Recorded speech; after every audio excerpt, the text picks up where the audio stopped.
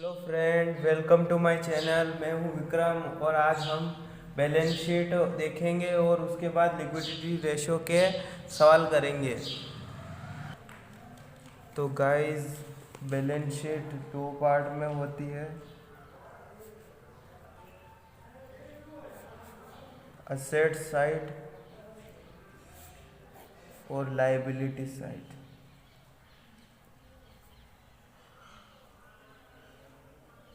ठीक है। असेट्स दो तरह की होती है, नॉन करंट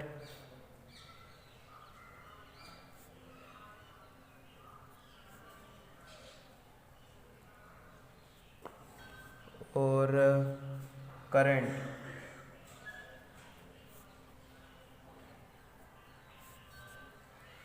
ठीक है। अब इसके बाद अब लाइबिलिटी साइड में एक पहला पार्ट होता है इक्विटी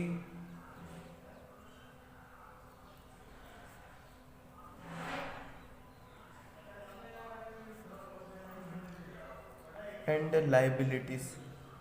लाइबिलिटीज भी होती है और इक्विटीज भी होती है, लिटीज और equity and liabilities, current liabilities और नॉन करंट लाइबिलिटीज। इसके तीन पार्ट होते हैं और इसके दो पार्ट, दोनों की टोटल इक्वल होती है। ठीक है। तो भाई साहब, ये है बैलेंस शीट। फर्स्ट पार्ट है इक्विटी एंड लाइबिलिटीज। इसके एक और दो, ये दो पार्ट हैं इसके। पहला है शेयर होल्डर फंड, ठीक है, और दूसरा है reserve and surplus. Share capital के भी दो पार्ट हैं, इक्विटी शेयर कैपिटल और प्रेफरेंस शेयर कैपिटल। ठीक है। और रिजर्व में है सब तरह का रिजर्व जो भी है, profit and loss, credit balance का, और सरप्लस जितने भी सारे रिजर्व है, अदर रिजर्व, सब तरह के रिजर्व इसमें आ जाएंगे। जिन देय राशि का भुगतान 12 माह के भीतर हो जाता है उन्हें चालू दायित्व कहते हैं। चालू दायित्व करंट लाइबिलिटीज में अल्पकालीन ऋण, शॉर्ट टर्म बोरोइंग, ठीक है, ट्रेड पेबल्स, और इसका तीसरा पार्ट है अल्पकालीन आयोजन, शॉर्ट टर्म प्रोविज़न। इसमें सब तरह के आयोजन बनाए जाते हैं, कर्मचारियों के लिए और उधारी के लिए सब तरह के बनाए जाते हैं। टैक्स के लिए propose dividend provision for tax, आयोजन टैक्स के लिए, ठीक है, और कर्मचारियों के कल्याण के लिए भी आयोजन, मतलब ये जितने भी है फंड है। और इसके बाद है अदर करंट लाइबिलिटीज़। ये है advance income, outstanding expenses, unpaid dividend, unclaimed rent payable, dividend payable, provident fund payables, all in advance. ये है करंट अदर करंट लाइबिलिटीज़। और इसके बाद हम आते हैं नॉन करंट लाइबिलिटीज़ की तरफ। लॉन्ग टर्म बोरोविंग, दीर्घकालीन ऋण, ये 12 माह के बाद भुगतान किए जाने वाले ऋण हैं और राशियां हैं जो 12 माह के बाद ही दे, उसी हिसाब से ये दीर्घकालीन में आएगी। डेफर्ड टैक्स लाइबिलिटीज, स्थगित कर दायित्व, और लॉन्ग टर्म प्रोविज़न। ठीक है। अब आते हैं असेट्स की टाइप। असेट्स हैं करंट इन्वेस्टमेंट, इन्वेंट्रीज या स्टॉक, ट्रेड रिसीवेबल, व्यापारिक प्राप्यताएं, जितने भी व्यापार में प्राप्त होने वाली प्राप्यताएं उन्हें, कैश, और शॉर्ट टर्म लोन और एडवांस, और अदर करंट लाइबिलिटीज़ में बहुत आती है। ठीक है। इसके बाद बढ़ते हैं नॉन करंट असेट्स की तरफ। ये है non current assets. Fixed assets, non current investment, deferred tax assets, long term loan and advance, और other non current assets, secured considered goods, unsecured considered goods doubtful. ठीक है, करंट इन्वेस्टमेंट में सब तरह के इन्वेस्टमेंट, स्टॉक में सब तरह के कच्चे माल, अर्धनिर्मित माल, सब तरह के माल आ जाएंगे। और ट्रेड रिसीवेबल में डेब्टर और बिल्स रिसीवेबल ये दोनों आते हैं। ठीक है, हाँ, तो ये दे रखे हैं करंट लाइबिलिटीज हमें ज्ञात करनी है, क्विक रेशियो भी हमें ज्ञात करना है। करंट असेट दे रखी है 2 लाख, स्टॉक दे रखा है 1 लाख और वर्किंग कैपिटल दे रखा है 1,20,000। ओके, ये नियम है। करंट रेशियो बटेवा current assets is equal current assets upon current liabilities. अब लगाएंगे नियम। ठीक है, अब यहाँ निकालना है हमें करंट लाइबिलिटीज़। नियम में पिछले वीडियो में एक नियम था, करंट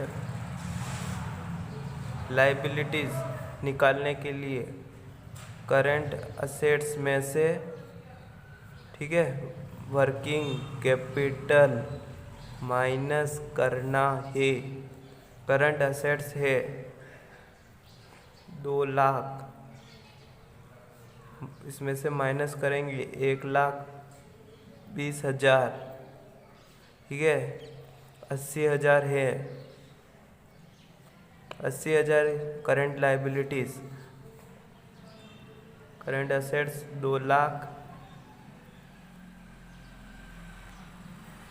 और 80,000 करंट लाइबिलिटीज, इन दोनों को काट देंगे 2.5:1। ठीक है, अब क्विक रेशियो में इसका नियम है liquid ratio is equal liquid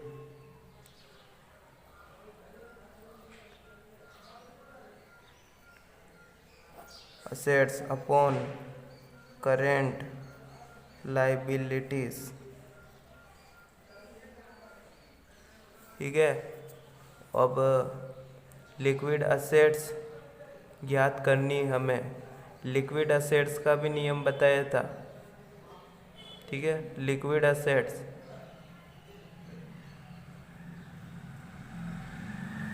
assets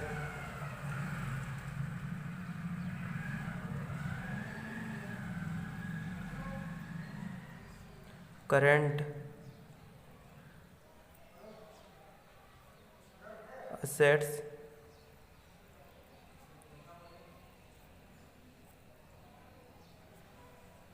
minus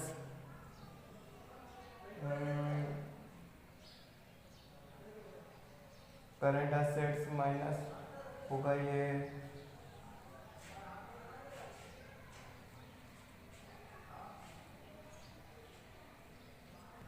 हाँ जी, 2 लाख में से 1 लाख गए तो 1 lakh. Current assets 2 lakh, stock है 1 लाख, माइनस करेंगे लिक्विड असेट्स आ जाएगा। ठीक है, 1 लाख पौन 80,000।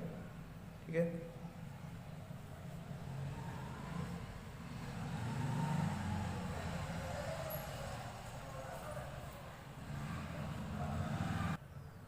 ये आंसर आ गए। इसी प्रकार एक 2 और है जो मैं बताऊंगा अभी।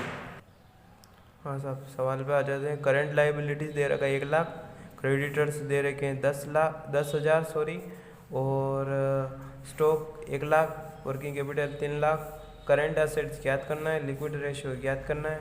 ठीक है, पहला नियम लगाएंगे। अब देखते हैं कि करंट असेट्स निकालना कैसे। ठीक है, यहाँ पे क्रेडिटर्स की कोई वैल्यू नहीं है, उसका कोई रोल भी नहीं है। ठीक है, तो अब करंट असेट्स के लिए वो नियम कि CL current liabilities plus working capital. ठीक है, अब इनको जोड़ा जाएगा, ये दोनों दिए हैं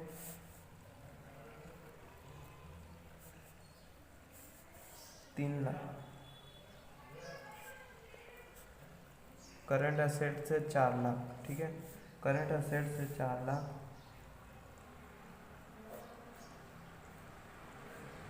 और करंट लाइबिलिटी से 1 लाख। आंसर आ जाएंगे 4:1। ओके। लिक्विड असेट्स निकालना है, कैसे निकालेंगे? लिक्विड असेट्स को निकालने के लिए करंट असेट्स में से स्टॉक को माइनस कर देंगे।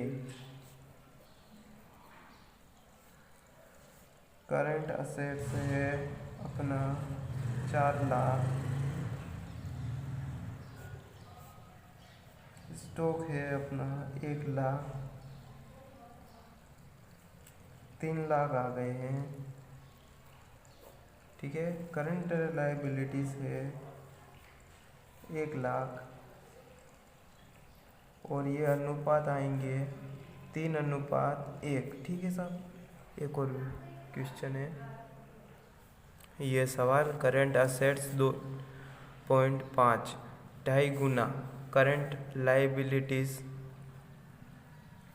सॉरी करंट रेशो है ये, सॉरी 1 मिनट, करंट रेशो है, ठीक है, 2.5 गुना करंट लाइबिलिटीज 80,000, करंट असेट्स निकालना है, करंट रेशो, अब ये नियम है, ठीक है। करंट असेट्स, करंट रेशो दिया है 2.5 गुना, करंट असेट्स निकालना है, वेरी सिंपल है ये, 80,000 है करंट लाइबिलिटीज, ठीक है। तो अब क्रॉस मल्टीप्लिकेशन हो जाएगा यहाँ पे, ठीक है। CA इज इक्वल 80,000 इंटू 2.5, ठीक है। इतना बहुत सिंपल है ये, तो आ जाएंगे आंसर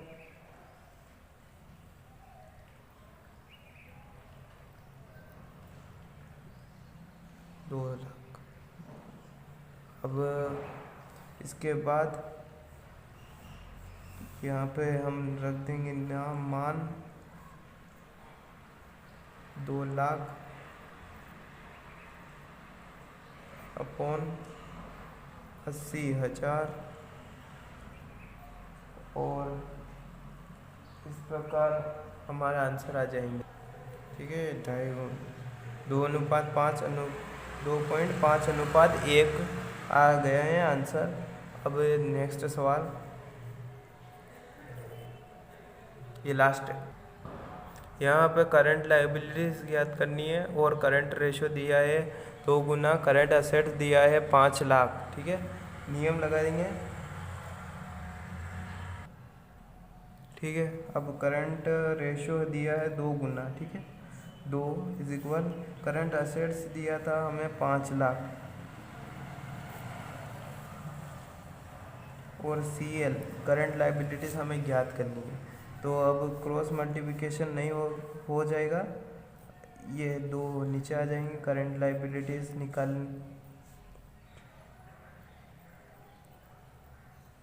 5 लाख अपॉन 2, 2.5 लाख आ जाएंगे करंट लायबिलिटीज। तो मैटर क्लियर एकदम। आज के लिए बस इतना ही, अब मिलते हैं नेक्स्ट वीडियो में, तब तक के लिए bye guys and take care.